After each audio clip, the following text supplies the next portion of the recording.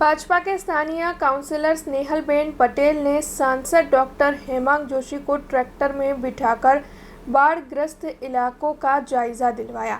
दरअसल बजट सत्र को आधा छोड़कर सांसद डॉक्टर हेमांग जोशी वडोदरा शहर आ पहुंचे हैं।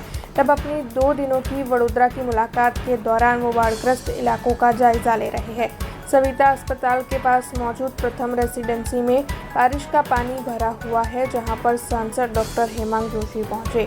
भाजपा के स्थानीय काउंसलर स्नेहलबेन पटेल की ओर से सांसद डॉक्टर हेमांग जोशी को ट्रैक्टर में बिठाकर खुद ट्रैक्टर चलाकर बाढ़ग्रस्त इलाकों में घुमाया गया। दरअसल लोगों की समस्याएं इस दौरान सांसद और स्थानीय काउंसलर की ओर से सुनी गई। इसी के साथ सांसद ने लोगों को जल्द से जल्द उनकी समस्याएं सुलझाने का आश्वासन भी दिया।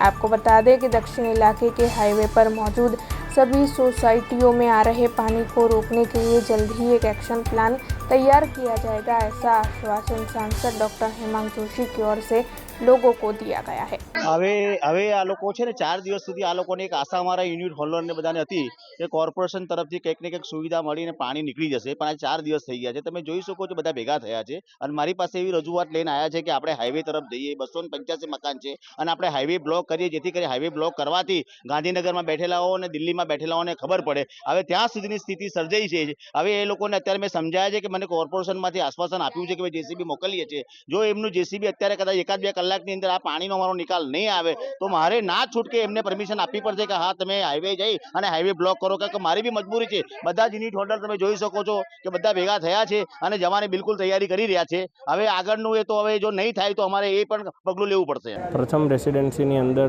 જે પ્રકારે વરસાદી પાણીના ભરાવનો એક જે કિસ્સો કે જે હર વર્ષે તે લોકો ભોગવી રહ્યા છે, અહીં હું આવ્યો છું અને લોકોની રજૂઆત પણ સાંભળી છે। ખૂબ આ પ્રશ્ન પણ ખૂબ જેન્યુન છે અને આને લઈને અમુક એવા લોંગ ટર્મ સોલ્યુશન્સ આપણે લાવવા પડે કે જે પ્રકારે પહેલાં એવું હતું કે અહીંથી હાઈવે બાજુ પાણી ડ્રેઇન થતું હતું, પરંતુ હવે રિફ્લેક્ટ બેક કરી અને ફરીથી પાછું અહીં આવે છે।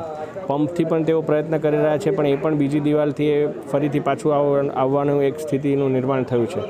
ત્યારે આ બાબતે તમામ કોર્પોરેશન અધિકારીઓ સાથે ચર્ચા કરી અને યોગ્ય શું આનો પરમેનન્ટ સોલ્યુશન આવે એ બાબતે ચર્ચા કરાશે। અને એકવાર આ પતે મેં એમને એ પણ કહ્યું છે, માનનીય કાઉન્સિલરશ્રી પણ અહીંયા છે, તો એમની સાથે મળી અને એક ટીમ આવે, ડેલિગેશન આવે અને એમની સાથે કોર્પોરેશનની ટીમ સાથે જોઈન્ટ એક મિટિંગ થાય, એ બાબતે પણ પગલાં ભરવામાં આવશે। કારણ કે આપણે એક પ્રોબ્લેમ સોલ્વ કરવા જઈએ અને એક બીજો કશે ઊભો થાય એવું પણ ના થાય, એના માટે કોર્પોરેશન સાથે મળી અને એક જોઈન્ટ પ્રોજેક્ટ રિપોર્ટ બનાવી અને પગલાં ભરવામાં આવશે। ના, ચોક્કસ, એટલે આ અમારી તમામની જવાબદારી છે। આપને ખ્યાલ હશે, માન્ય કાઉન્સિલર શ્રી સ્નેહલબેન પણ દિવસ રાત આ બાબતે ચિંતા કરી રહ્યા છે।